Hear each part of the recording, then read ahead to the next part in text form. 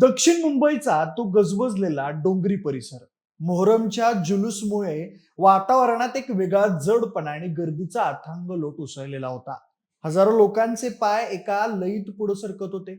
त्याच गर्दीत अंगावर पांढरा शुभ्र कुर्ता टाकून पायजमा घातलेला एक सुशिक्षित तरुण अत्यंत शांत चेहऱ्यानं वावरत होता. त्याचं नाव फैयाज प्रेमजी. दिसायला शांत, बीबीए पदवीधर, पण डोक्यात मात्र एक विखारी आणि सैतानी चक्र सुरू होतं. गेल्या 15 दिवसांपासून तो डोंगरीतल्या एका छोट्या अंधाऱ्या हॉटेलच्या खोलीत एका भयानक दहशतवादी प्लॅनवर काम करत होता. ऑनलाईन मागवलेलं 50 किलो झिंक फॉस्फाईड हे उंदीर मारायचं विष आणि टेबलवर पसरलेल्या 30,000 रिकाम्या अँटीबायोटिक कॅप्सूल.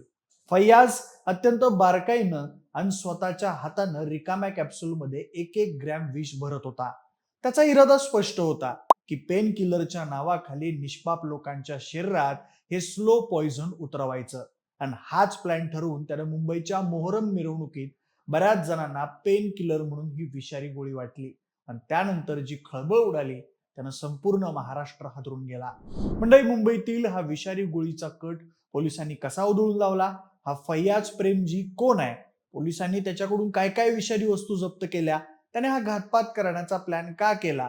त्याबद्दलचीच संपूर्ण माहिती आपण आजच्या व्हिडिओच्या माध्यमातून जाणून घेणार आहोत. नमस्कार, मी प्रथमेश आणि तुम्ही पाहताय विषयच भारी. मंडळी, मुंबईमध्ये मोहरमच्या जुलूस दरम्यान एका अत्यंत भयंकर आणि थरारक कटाचा पर्दाफाश मुंबई पोलिसांनी केला.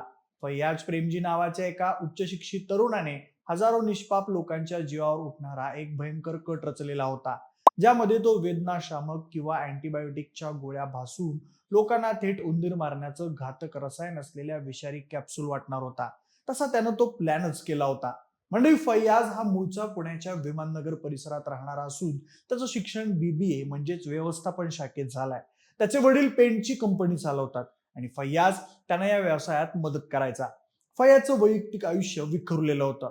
त्याचं लग्न झालं असलं तरी त्याची पत्नी त्याच्यासोबत राहत नव्हती. त्याची आई आणि बहीण इराणमध्ये राहतात. गेल्या वर्षी तो नोकरीच्या शोधात इराण आणि इराकमध्ये गेलेला होता. तिथं त्यानं 1 ते 2 महिने कामही केलं आणि नंतर तो भारतात परत आला. वरवर जरी त्याचं आयुष्य सामान्य आणि सुरळीत दिसत असलं तरी त्याच्या मनात एका विशिष्ट विचारसरणीचा आणि समाजातील एका विशिष्ट घटकाविषयी तीव्र द्वेषाचा ज्वालामुखी धगधगत होता. आणि या द्वेषातूनच त्यानं अत्यंत थंड डोक्यानं मुंबईत लोकांना मारण्याचा कट आखला, ज्याची पूर्वतयारी त्यानं तब्बल 15 दिवसांपूर्वीच केली होती. या भयानक कटाची अंमलबजावणी करण्यासाठी फैयाज 15 दिवसांपूर्वी मुंबईत दाखल झाला आणि त्यानं दक्षिण मुंबईतील डोंगरी भागातील एका हॉटेलमध्ये रूम भाड्याने घेतली. याच हॉटेलच्या खोलीतून त्यानं ऑनलाईन माध्यमांचा वापर करून तब्बल 50 किलो झिंक फॉस्फाईड, जे शेतातील उंदरं मारण्यासाठी अत्यंत घातक विष म्हणून वापरलं जातं, आणि तब्बल 30,000 अँटीबायोटिकच्या रिकाम्या कॅप्सूल मागवल्या. या हॉटेलच्या बंद खोलीत बसून तो अत्यंत शांतपणे प्रत्येक कॅप्सूलमध्ये साधारण 1-1 ग्रॅम झिंक फॉस्फाईड भरत होता. अशा प्रकारे तयार केलेल्या 3-3 विषारी गोळ्या किंवा कॅप्सूल त्यानं छोट्या छोट्या पिशव्यांमध्ये भरल्या.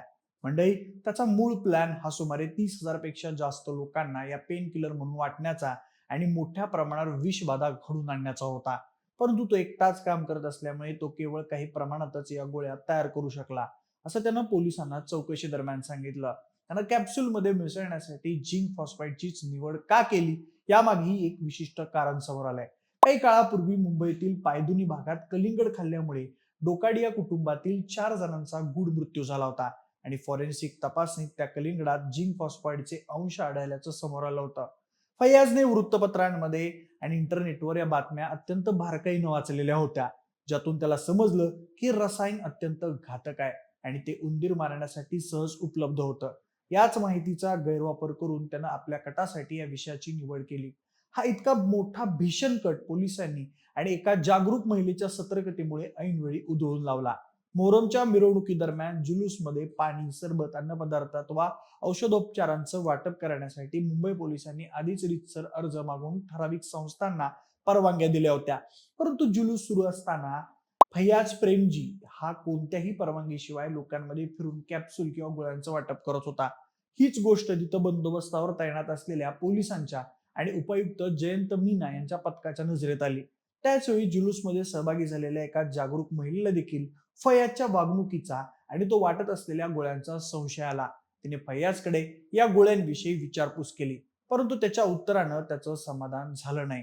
त्यानंतर त्या महिलेनं अत्यंत चाणाक्षपणा दाखवत एक कॅप्सूल उघडून पाहिली, तेव्हा तिला त्यात पांढऱ्या औषधाऐवजी राखाडी रंगाची संशयास्पद पावडर आढळली. त्यामुळे तिचा संशय अधिकच बळावला आणि तिने अजिबात वेळ न दवडता तातडीनं तिथं जवळच असलेल्या पोलिसांनाही माहिती दिली.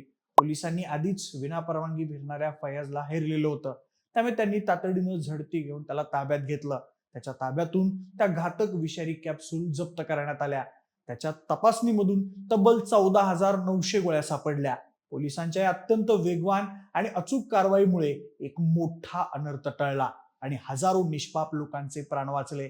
सुदैवानं पोलिसांनी वेळीच हस्तक्षेप करून फैयाजला गोळ्या वाटतानाच पकडल्यामुळे आणि त्याचं वितरण रोखल्यामुळे सध्या तरी या गोळ्यांमुळे कोणालाही विषबाधा झाल्याची किंवा जीवितहानी झाल्याची माहिती समोर आलेली नाही आहे. त्यानंतर पहाटे सलमान सय्यद नामक व्यक्तीला उलट्यांचा त्रास होऊ लागल्यानं त्याला हॉस्पिटलमध्ये हलवण्यात आलं.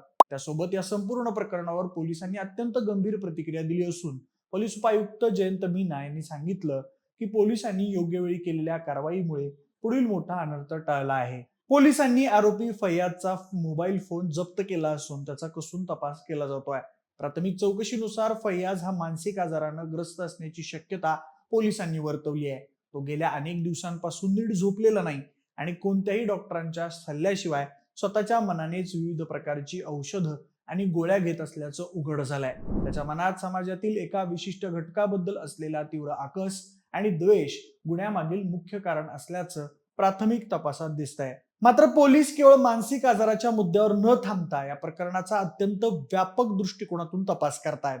हा एखादा लोन वुल्फ हल्ला होता का, म्हणजेच कोणत्याही दहशतवादी संघटनेच्या थेट आदेशाशिवाय केवळ इंटरनेटवरील कट्टरपंथी विचारांनी प्रेरित होऊन फैयाजने स्वतःच हा कट रचला होता का, या दिशेनं सध्या तपास सुरू आहे. मुंबई पोलिसांसोबतच क्राईम ब्रांच आणि ATS या प्रकरणाचा तपास करत असून तो कोणाच्या संपर्कात आला होता का किंवा यामागे काही आंतरराष्ट्रीय अथवा दहशतवादी कनेक्शन आहे का, याचा शोध घेण्यासाठी फैयाजच्या मोबाईलची आणि डिजिटल डेटाची कसून तपासणी केली जाते. उर्वरित 30,000 कॅप्सूल आणि रसायनांचं नेमकं काय झालं याचाही शोध पोलीस घेत आहेत.